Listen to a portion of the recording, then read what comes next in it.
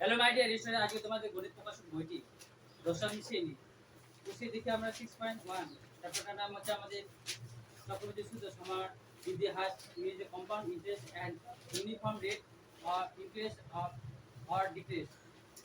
তো এবার আমরা কোষে দেখে আমরা 1 থেকে 4 পর্যন্ত করেছিলাম, আজকে 5 থেকে অঙ্কগুলো করব। তো ভিডিওটি ভালো লাগে অবশ্যই লাইক শেয়ার কমেন্ট করো, পাশে থাকা বেল আইকনটি অনুরোধ রাখবেন আর চ্যানেলটিকে সাবস্ক্রাইব করতে ভুলবেন না। তো চলো আমাদের 5 থেকে অঙ্কটা কি বলছে যে বার্ষিক 5% চক্রবৃদ্ধি সুদের হারে এত বছরের মূল চক্রবৃদ্ধি সুদ কত হবে হিসাব করে লিখি। তো সমাধানটা আমাদের করতে হবে। সমাধান আমাদের আসলটা রয়েছে, আসল বিটা রয়েছে আমাদের 8,000 টাকা, 80,000 টাকা, 8,000 না 80,000 টাকা। সময়টা আমাদের এনটা বলে দেওয়া আছে, এন সমান সমান 2/2 বছর। এটাকে আমাদের 2/4 5/2 বছর, তাহলে এটা আমাদের হচ্ছে 2.5 বছর। এবার আমাদের বার্ষিক সুদের হার আটটা বলে দেওয়া আছে আমাদের 5%। আমরা জানি সুমূল চক্রবৃদ্ধি এ সমান P 1 plus R by 100 N. P এর মানটা আমাদের 1 2 3 4 1 2 3 4 ইনটু 1, আর এর মানটা আমাদের 5 100, এন এর মানটা আমাদের 2.5, 1 2 3 4 ইনটু 100 প্লাস 5 বাই 100 2.5 বা 8,000 80,000, এখানে 105 বাই 100 2.5 বা ইকুয়াল টু, তাহলে 80,000 ইনটু 0.05, এটা 2.5। এটা তো 1 2 3 4 ইনটু, এটা তোমরা মনে রাখবা যে আমাদের 2.5টা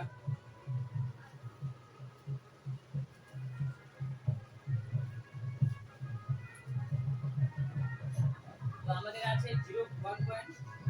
1.05 টু দি পাওয়ার আছে আমাদের 2.5, তাহলে আমাদের এটা হয় 1.1 এটা 1.3 করে দিলাম, 2 দশমিক পরে 2 করে দিলাম। তাহলে এবার আমরা গুণ করলে এ 1 2 3 4 ইনটু 80,000 1.13, তাহলে এটা হবে আমাদের 9,000। তো লেখো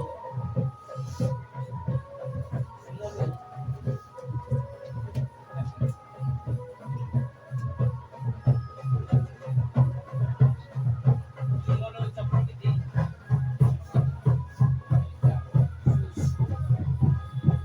হবে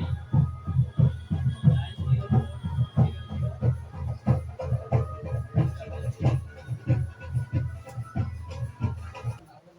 সন্ধ্যা দেবী বার্ষিক 8% চক্রবৃদ্ধি সুদের হারে কিছু টাকা 2 বছরের জন্য ধার করেন। চক্রবৃদ্ধি সুদ এত টাকা হলে সন্ধ্যা দেবী কত টাকা ধার করেছিলেন হিসাব করে দেখি। তাহলে আসল ধরি আসল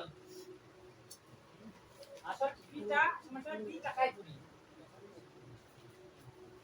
বার্ষিক সুদের হার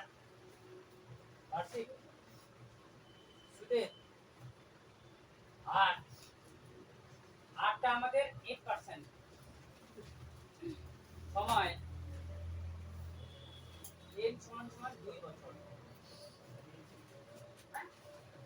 আমরা জানি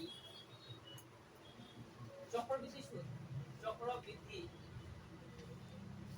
সুদ সমান সমান p 1 plus r 100 n by p n minus p। তাহলে আমার এখানে p এর মানটা নাই, r এর মানটা আমাদের 8 100, n এর মান 2, p এর মান আমাদের নাই। তাহলে এবার শর্তানুসারে p এর মানটা নাই, এটা আমাদের 1 প্লাস 8 বাই 100 স্কয়ার p আমাদের রয়েছে 2496 টাকা। এবার 4 দিয়ে কাটবো, 4 পজিশন 100, 4 দুগুণ 8 বা p 1 plus 2 by 25 square p 2496। এটা আমাদের চক্রবৃদ্ধি সুদটা আমার দেওয়া আছে, তাহলে ওখান থেকে আমার p এর মানটা বের করতে হবে। বা p 27 প্লাস 2 25 কে 25 plus 2 by 25 square p 2496।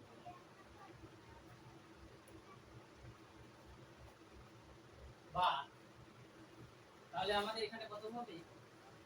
p equal to 27 by 25 তার স্কয়ার মাইনাস p 2496। বা p ইনটু 27 ইনটু 27, যেহেতু দুবার রয়েছে সেই জন্য দুবার করে লিখলাম। বা p 2496। বা p আমাদের 27 27 গুণ করলে 27 ইনটু 27 27 গুণ করলে এটা আমাদের 729 p 27 27 গুণ করলে, আর নিচে 25 25 মানে 625 p 2496। বা 729 p 625 p, এটা ডাইরেক্ট গুণ হয়ে গেল 625 বাই 2496। বা আমাদের আমরা মাইনাস যদি করি 625 যদি করি তাহলে আমাদের 104 পি বড়টা চিহ্ন এখান থেকে এটা বাদ দিলে আমাদের 104 হবে। নিচে আমাদের 625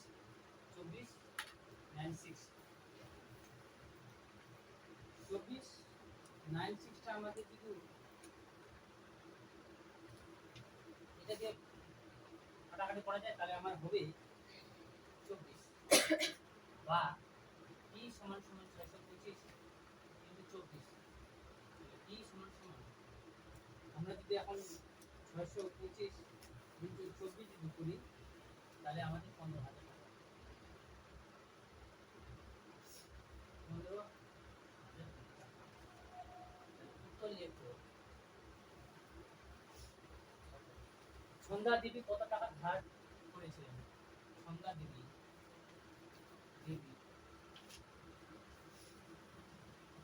এত টাকা ধার করেছিলেন। সন্ধ্যা দেবী তাহলে আমাদের 15,000 টাকা ধার করেছিলেন। বার্ষিক 10% সুদের হারে, তাহলে আসলটা আমাদের নাই, আসলটা আমরা ধরলাম p সমান সমান p টাকা ধরলাম। বার্ষিক সুদের হারটা 8টা বলে দিয়েছে আমাদের 10% সুদের হারে। এবার 3 বছরটা আমাদের বলছে 3 বছরে 3 বছর বলছে যে আমরা জানি চক্রবৃদ্ধি সুদ সমান সমান এত, তাহলে শর্তানুসারে আমাদের পিটা নাই 1 8টা বলে 8 এখানটা করতে p 1 প্লাস 10 বাই 100 n এর মান আমাদের 3 বাই p, এটা আমাদের রয়েছে। তাহলে এখানে r এর মানটা আমাদের 10 100 3 p আমাদের চক্রবৃদ্ধি সুদটা বলে 2648 টাকা বলেছে। বা এই শূন্য কাটলাম p তাহলে আমাদের হবে 1 প্লাস 1/10 কিউব পি 2648 হলো, বা পি 10 থেকে 10 প্লাস 1/10 কিউব পি 2648, বা পি 11 10 আর কিউব পি 2648, বা আমাদের 11 গুণ করলে 121 ইনটু আমাদের পরেরটা হবে তাহলে পি ইনটু 103 আর নিচে আমাদের 10 ইনটু 10 তিনটা শূন্য হয়ে যাবে, আর এটা পি ইকুয়াল টু 2648, বা 1331 P 1000 P by 1000 equal to 2648, বা এখান থেকে 3 3 1000 বাদ দিলে 331 1000 2648। এবার 2648 কে আমি যদি 2648 কে যদি আমি 331 দিয়ে ভাগ করি, এটা তাহলে 8 হবে। তাহলে b সমান সমান 1000 ইনটু 8, বা অতএব p সমান সমান 8000 টাকা। তাহলে তা কোন আসলে উত্তর লেখো, নিম্নে আসলে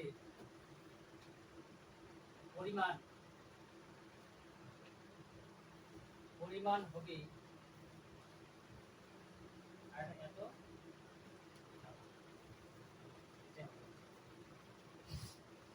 একই রকম অঙ্ক, প্রত্যেকটা একই রকম অঙ্ক।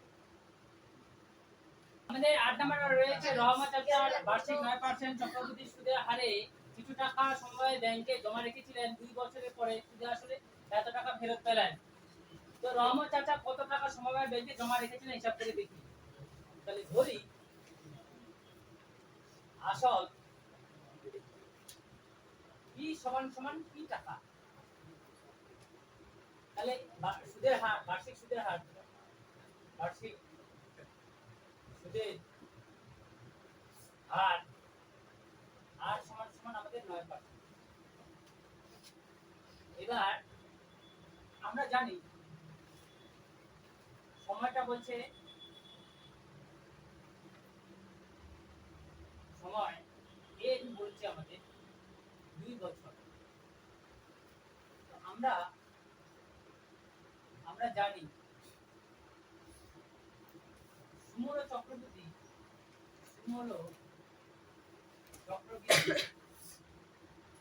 এই সুমূল চক্রবৃদ্ধি মানে হচ্ছে সুদ আসলে আমাদের এখানে রয়েছে। তাহলে কি হয়, কি 1 প্লাস r বাই 100 n, এর মান 9, n এর r এর মান আমাদের 9 আর 100, n এর মান আমাদের 2। তাহলে শর্তানুসারে p1 plus 100 square equal to আমাদের 29,70250, এটা আমাদের রয়েছে, বা b 100 প্লাস 9 বাই 100 তার স্কয়ার 29,70250, এটা আমাদের 100 নিচে যেহেতু রয়েছে সেই জন্য আমরা দশমিকের জন্য 1, দশমিক পর 2 বার, দশমিক হয়ে যাবে, ঠিক আছে। বা এটা আমাদের p, এটা আমাদের 109 বাই 100,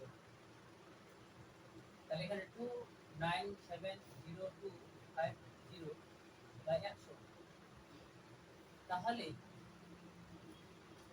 বা p 109 ইনটু 109 বাই 100, যেহেতু স্কয়ার রয়েছে তাহলে দুবার করে লিখতে হবে, আর এটা আমাদের 29,70250 বাই 100, তাহলে এই 100 মাইনাস করে চলে গেল, বা আমাদের 109 ইনটু 109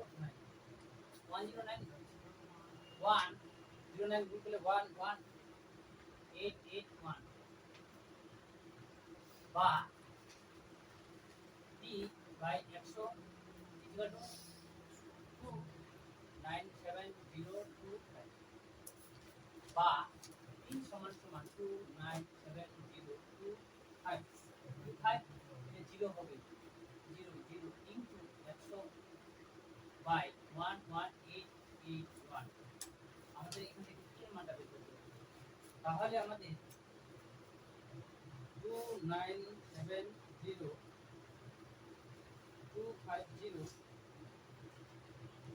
1188 এটা ভুল করে ভাগ করলে আমাদের কত হবে 250 তাহলে আমাদের 250 ইনটু 100 তাহলে p সমান সমান 25000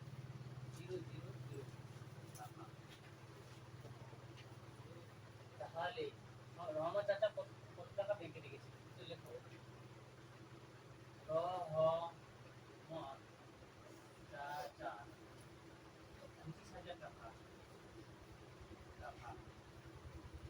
মোবাইল ব্যাংকে জমা রেখে